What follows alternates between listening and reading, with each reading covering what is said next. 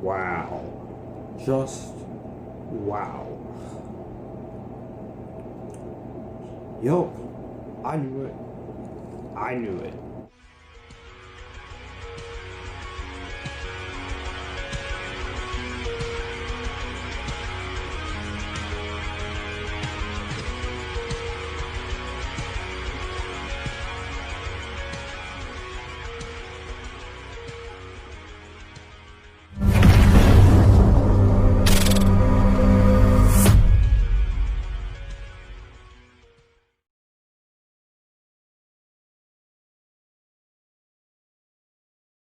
What's going on, guys? This is Josh, aka Future Filmmaker, doing Authorities Zero Reviews, where I talk movies, film, and TV, and music. And you know something? I'm just gonna go ahead and get it out of the way before I even say what movie it is we're reviewing. This was bad. I'm sorry if this review for this movie I'm about to talk about is a little late, but we're gonna talk about Artemis Fowl, which was supposed to originally come out in theaters, but kept getting pushed back due to the pandemic, and it streamed on Disney Plus on June the 12th. And I spent the last couple of days trying to process this movie before I even got in front of the camera talking about it. And let me tell you, Artemis Fowl is not a great film. I would even go as far as to say this is one of the worst movies. This is one of my least favorite films of 2020 thus far. And you're only in June. So anyways, before I get started talking about Artemis Fowl, in the comment section down below, tell me, what did you think of this movie? Did you like it? Did you love it? Did you hate it? Are you somewhere in the middle? Have you read the books? Have you not? What is your favorite book to film adaptation? So Artemis Fowl comes to us from director Kenneth Branagh. It stars Ferdia Shaw, Lara McDonnell, Josh Gad, Tamara Smart, Judi Dench, Colin Farrell, and this is based on a series of books of the same name. It came out in the early 2000s, which I haven't read, but according to what everyone who are fans of the books, they say is way better than this. So anyways, let's get into the plot of Artemis Fowl. Fowl tells the story of a 12-year-old genius named Artemis Fowl II and a descendant of a long line of criminal masterminds. And he goes out to search for his father, who has mysteriously disappeared, and comes into conflict with the hidden world of the fairies. And you have all this other stuff that makes this movie convoluted. Basically, I'm just going to say it, this movie is a mess. This movie is a mess. It seriously baffles me that this comes from Disney. Now Disney, I like Disney a lot. I love their crap. I had their back with the Disney Star Wars trilogy. I'm the only person, one of the only few people who actually enjoys the Star Wars sequel trilogy for what it is. I like most of their live action stuff. I like some of their older stuff. I even love Frozen, both of them. I just watched the Into the Unknown documentary today as I'm recording this video, and it's 5:51 p.m. But I am a fan of Disney. Sometimes they do make a lot of great movies. They give us a lot of masterpieces, a lot of good movies, a lot of great movies, a lot of mediocre, even bad movies. But even most of their bad movies, they do try. This movie is not the case, because from when I saw the trailers, I was interested. I wasn't super hyped, but it had my interest. It looks cool. I'm a sucker for book to film adaptations, even the ones that are not so great.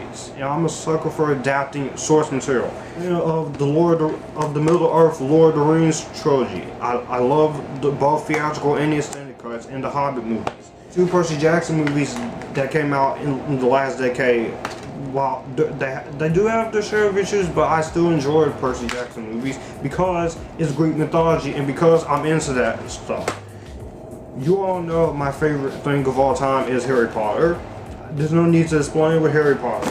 Film adaptations, you can do a good job with them. There are some other film adaptations besides the one I just mentioned that I like. I said it before. I like the Maze Runner movies. I like the Divergent movies. Even Allegiance. The Twilight movies, not great, but they're not the worst things ever.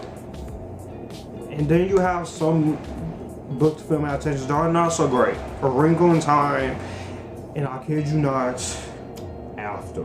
Don't talk to me about After, okay? Don't even talk to me about After We Collided, because I don't want to hear it.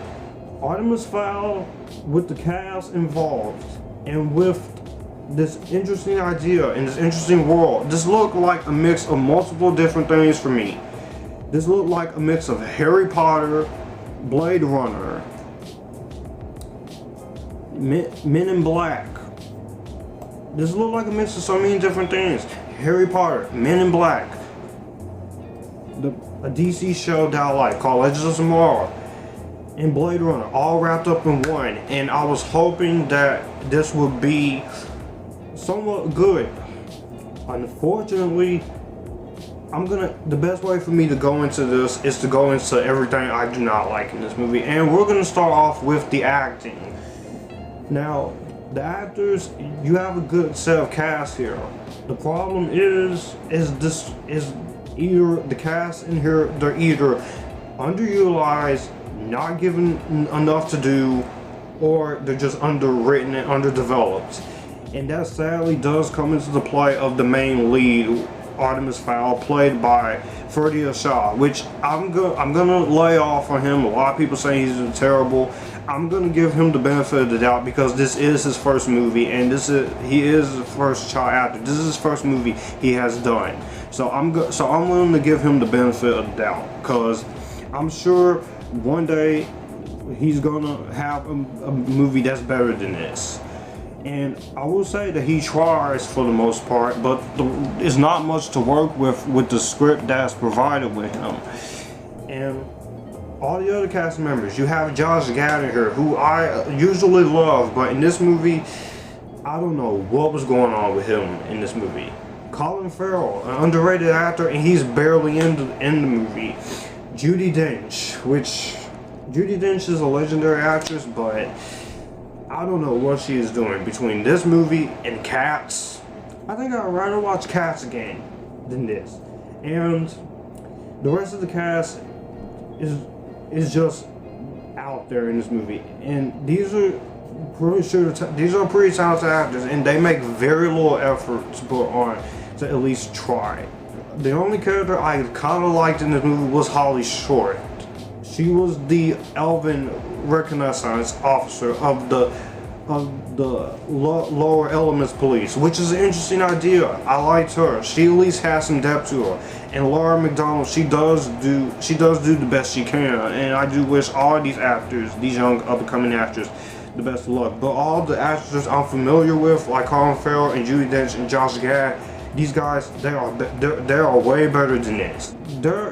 From the way this movie looks, I can tell that this is based on a series of books. And from what I read, this movie, they crammed in 3 books from here. And I'm sorry, you don't take 3 books and just cram it into one movie, which it does make this movie feel convoluted. It makes it feel bloated, and it makes it a jumbled mess to get through. Watching this movie, you can easily tell that there's no characterization for a lot of the characters except for the one character I just mentioned here.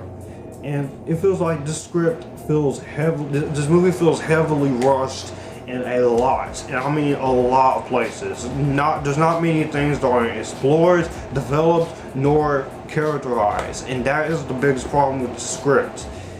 And I'm not going to blame Kenneth Branagh for this, because Kenneth Branagh, he is a great director. He's directed Frankenstein, he's directed some Shakespearean movies. I'm one of those people who I didn't mind the Murder on the Orient Express, and I'm actually excited to see Death on the Nile, which is supposed to come out this year, which is the sequel to Murder on the Orient Express. His version of Frankenstein is better than this. It is even a better movie than this, but it's not much to work with as far as direction-wise with the script. So, and with the $125 million budget, you have a good budget, and it's almost the effects, and at times the visual aesthetic, cinematography style, and some of the effects are good, but some of the effects in this movie are pretty bad. And I do appreciate the nice world build up in places. This is a movie that is on. This is supposed to set up a franchise, and this movie is only an hour and 30 minutes. That is too short for a franchise building movie. And when it comes to a franchise building movie, you need a longer runtime to fully flesh out all this stuff. You need to explain how this world works. You need to explain how the logic works. You need to at least let the characters breathe. It's not that difficult to take time to start to set up a franchise. I'm sorry. I know the Harry Potter movies, they may be long, but at least they're accurate to the books while making changes. The change that you made doesn't really work. You made Artemis Fowl into a good guy, which in the books he is a bad guy from what I've seen from reviews. And there's just so many questionable decisions. And also you can tell that this movie was studio interfered, because this movie was supposed to come out back last year, but they went back and did reshoots on it. And this movie doesn't even feel like the same movie, because you can tell that there was some studio interference going on with this movie, because there is just studio interference, because it shows throughout this entire movie. It shows throughout this entire movie. There's a lot of studio interference in this movie that's going on. Again, I don't blame Kenneth Branagh for this. Somebody must have hacked into this movie and then chopped it to pieces, because there's a lot of things that don't make sense. There's a lot of characterization that needs to be filled. It's just, again, this movie is just a mess. I don't really know what else to say as far as negatives here, but I will be fair, and I will give this movie some merit. The only saving graces about this movie is the cinematography and some special effects at times, even though some of the rest of it is bad. And you have $125 million, and you, at least if you're gonna have the DC to have this movie be as bad as it is, at least make all the effects look good. The Last Airbender had some good effects, some decent effects at times. That movie was bad, but it was a little watchable than this. And a few decent performances from the cast members were good. And you have some nice world build up, and Kenneth Branagh's direction is good. But other than that, this is a movie that tries so hard to sell the franchise in under an hour and 30 minutes that it forgets that it needs to develop its characters and its main story to get across. And you don't take three books and cram it into one movie. It's just making it overly jumbled.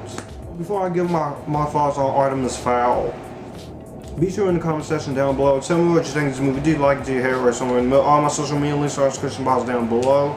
If you want to donate money to my channel, you can email me privately, or if you want to send fan mail, you can DM me or email me privately. You can do either one of those. And with that being said, let's get into my final thoughts on this train wreck of a movie. Artemis Fowl, this is a movie that could have been the next Harry Potter of this decade. And this movie reminds me a lot, and this could have been something great. This could have been something awesome. And it is a good thing this movie was not released in theaters, because if this was released in theaters, this movie would have bombed hard.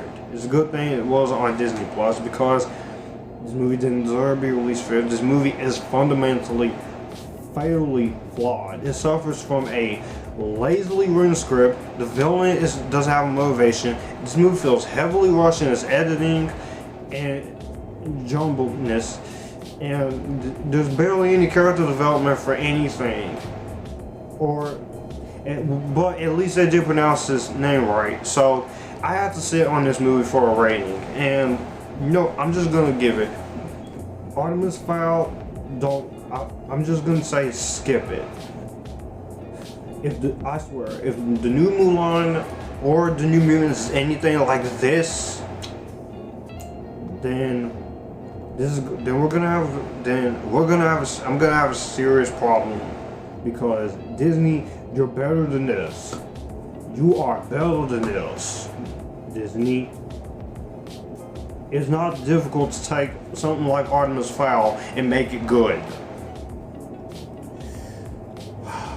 Anyways, guys, Thanks for watching my review of Artemis Fowl. Let me know in the comment section down below what did you think of it. Did you like it? Did you hate it? Or are you somewhere in the middle?